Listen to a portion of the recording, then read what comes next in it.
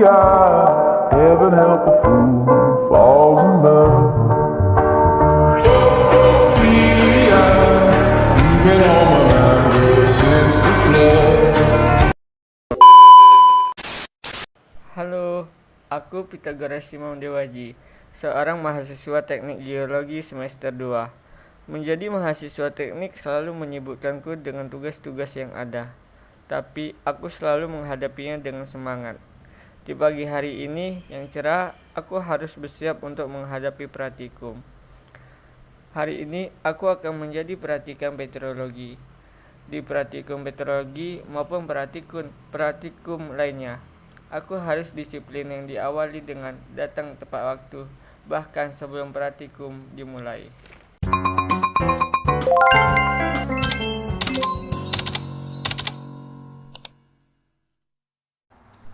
Aku Selvi Rosalena. Menjadi mahasiswa teknik geologi ialah sebuah tantangan bagi diriku. Belajar segala sesuatu tentang bumi bukan hal yang mudah, namun jika dijalani dengan ikhlas maka akan terasa menyenangkan. Petrologi ialah cabang ilmu kebumian yang mempelajari tentang bebatuan. Petrologi sangat berkaitan erat dengan geologi. Karena pada dasarnya banyak sekali batuan yang tersingkap di permukaan bumi ini. Setidaknya ada kurang lebih 75% batuan sedimen dan sekitar 25% batuan metamorf dan batuan beku yang tersingkap di permukaan bumi.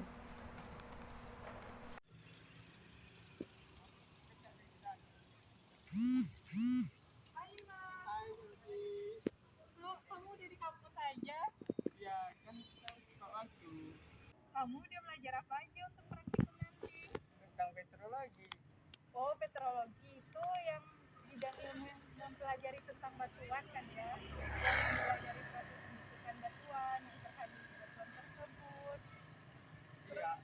Iya, di geologi ini kaitannya dengan bumi sangat erat. Oh iya, petrologi itu kan bidang ilmu pengetahuan yang mempelajari tentang batuan, yang mana dimulai dari proses pembentukan batuan, mineral-mineral yang terkandung dalam batuan tersebut.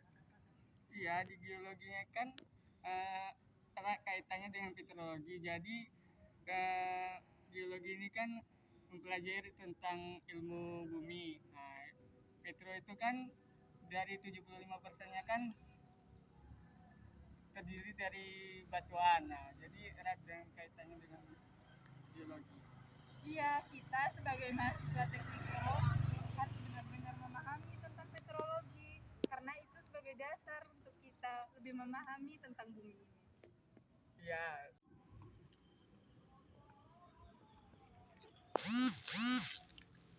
Kira di labor kita bakal ngapain aja sih?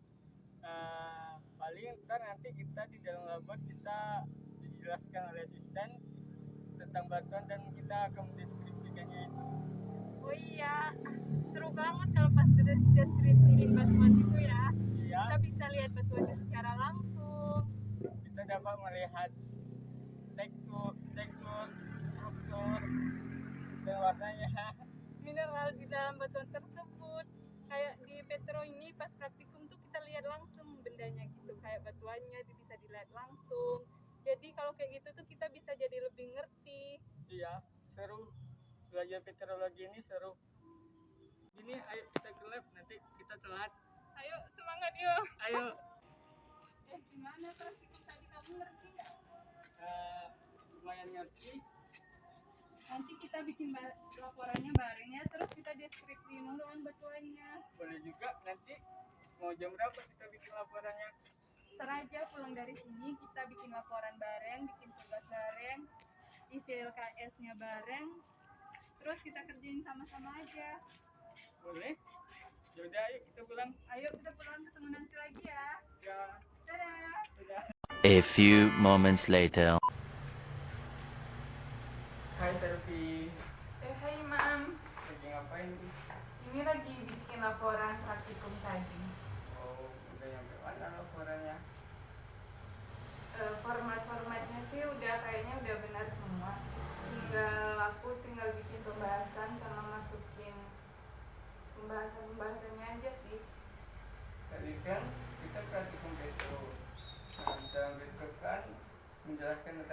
batuan. Nah, kau udah paham tentang batuan yang tadi dijelaskan? Iya, kan di petrologi itu kan ada batuan beku, batuan piroklastik, batuan sedimen, dan batuan metamorf. Sebenarnya sih aku udah agak paham sama batuan piroklastik yang kita praktikumkan tadi. Tapi kayak pas deskripsi ini tuh kayak masih ada kurang-kurangnya gitu. Kayak masih kurang tepat deskripsinya. Batuan piroklastik kan berasal dari letusan gunung api. Nah, mekanisme batuan piroklastik itu ada aliran, ada mekanisme jatuhan, ada mekanisme hembusan. Nah, yang membedakannya itu dari ukuran butirnya. Kalau mekanisme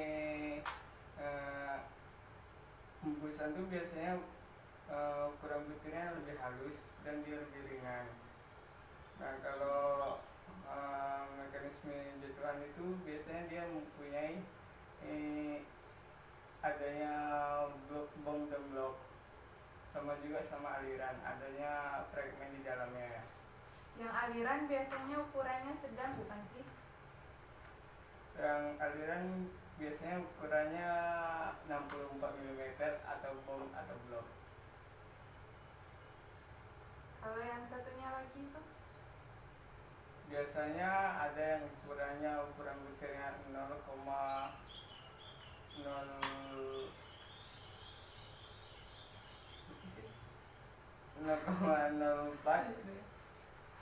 sama batu lapis. Debu halus itu biasanya disebut batuan tuf halus dan batuan tuf kasar, sama dengan batu lapis. Kamu udah ngerti belum tentang komponen penyusun batuan piroklastik? Oh, sepemahaman aku tentang komponen penyusun batuan piroklastik itu terdiri dari 3. Yang pertama itu ada kelompok material esensial. Kelompok material ini tuh ialah yang langsung dari magma yang diletuskan gunung berapi tadi, baik berupa padatan, cairan, maupun bui magma. Masanya tuh berupa padatan yang biasanya akan menjadi blok piroklastik gitu. Sedangkan ada juga yang dinamakan kelompok material aksesori, yang termasuk ke kelompok ini itu biasanya materialnya itu berasal dari endapan yang letusan sebelumnya atau yang sama atau tubuh vulkaniknya itu lebih tua. Lalu ada juga yang ketiga tuh kelompok aksidental. Kalau kelompok aksidental itu ialah material asing atau material hamburan dari batuan dasar yang lebih tua di bawah gunung api gitu, terutama tuh di batuan dinding sekitar leher vulkaniknya gitu. Oh iya, ini aku bawa sampel batuan piroklastik nih. Ayo kita deskripsikan. Boleh nih kita deskripsi ulang biar kita lebih ngerti cara deskripsinya. Ya. Kita juga mau masukin ke pembahasan di laporan nih. Kita lihat dulu warnanya. Menurut kamu ini warna flashnya apa? Kayaknya nih warna freshnya ini kuning kecoklatan deh. Terus kayaknya warna lapuknya itu abu-abu kecoklatan. Iya, warna lapuknya ini abu-abu kecoklatan. Terus strukturnya ini skoria apa vesikular? Ini strukturnya kita lihat di modul aja biar kita lebih ngerti cara. Strukturnya kita lihat, dia mempunyai lubang gas banyak atau enggak? Enggak kan? Enggak banyak kan lubang gasnya. Berarti ini strukturnya vesikuler. Lubang gasnya juga nggak tembus. Kalau di skoria kan lubang gasnya itu cenderung lebih banyak, terus juga tembus gitu. Sedangkan ini enggak, jadi ini vesikuler deh. Kalau teksturnya ada apa aja? Ukuran butir. Kalau ini ukuran butirnya ini Kayaknya ini ukuran butirnya debu kasar deh. Atau debu halus. debu kasar. Ya, debu kasar. Terus Jadi di batuan ini tuh ukuran butirnya 1000 pasar, terus derajat pembundaran ini kayaknya terlihatnya sepertinya menyudut. Derajat pembundarannya ini menyudut. Menurut aku ini membundar. Abis lihat ukuran butirnya tadi, sekarang kita bakal nentuin derajat kebundarannya. Menurut kamu ini derajat kebundarannya apa? Menurut aku sih itu derajat kebundarannya membundar. Jadi permukaannya membundar gitu kan. Terus kita bakal nentuin juga derajat pemilahannya. Ada yang terpilah baik dan ada yang terpilah buruk. Sepertinya ini terpilah baik deh. Ukuran butirnya rada seragam gitu. Yang terpilah baik. Lalu di sini ada juga kita menentukan komposisi mineral di batuan ini. Ada mineral sialis, yang mineral sialis itu kayak kuarsa, fosfat, fosfatoid. Sedangkan ferromagnesium itu atau ferromagnesian itu piroksen. Menurut aku ini mineral sialisnya ini ada kuarsa dan mineral ferromagnesiumnya ini ada hornblende. Ini ada hitam-hitamnya. Plagioclase. Iya, kayaknya ini ada mineral hornblende di sini. Terus ini tuh nama batuannya apa ya? Dari deskripsi yang tadi kayaknya ini tuh batuan pumice. Yang proses bentuknya gimana ya batuan tersebut? Aku Proses terbentuk masih dari bingung sama ganesanya. batuan ini atau ganesnya ini, batuan ini terbentuk dari hasil letusan gunung api yang eksplosif dengan mekanisme yaitu jatuhan. Ini merupakan bui magma ini. Dia membeku, makanya dia ringan. Jadi buih magmanya ini membeku di mana gitu? Aku masih bingung sama Ganesha tentang batuan pumice ini. Ya, membeku di permukaan saat terjadinya eksplosif kan, terjadinya lontaran. Nah, saat di udara dia udah langsung membeku gitu. Kamu bisa jelasin ke aku nggak yang tentang mekanisme aliran, hembusan, sama yang apa itu satu, aku masih bingung di bagian sananya gitu. Biasanya kalau mekanisme aliran itu di dalam batunya itu terdapat fragmennya. Karena kan kalau aliran kan dia mengikuti morfologi permukaannya itu. Dia biasanya ada fragmenta batu beku atau batu sedimen di dalamnya itu. Kalau ini jatuhan nih, dia proses pendinginannya itu cepat, langsung dia saat terjadi letusan, saat berada di atas langsung mendingin cepat gitu.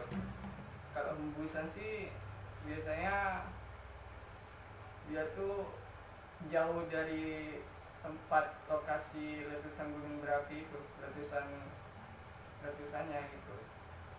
Bisa-bisa entah lebih lah dari ini lokasi ya gitu. Ya udahlah, kita kan udah deskripsiin batu ini. Mending kita sekarang masukin pembahasannya di laporan kita, biar cepat selesainya laporannya.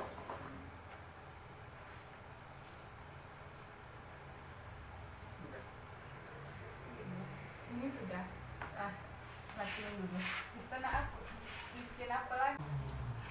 Oke, itu aja yang kita masukin ke deskripsi. Oke deh, berdasarkan pengamatan dan deskripsi kita tadi, ini aja yang kita masukin ke dalam pembahasan dan LKS deskripsi kita. Gimana? Ya, itu aja yang kita masukkan untuk LKS deskripsi kita. Oke, makasih ya udah mau diskusi bareng tentang piroklastik ini. Soalnya aku tuh masih kurang ngerti, sekarang udah lumayan ngerti sama batuan piroklastik.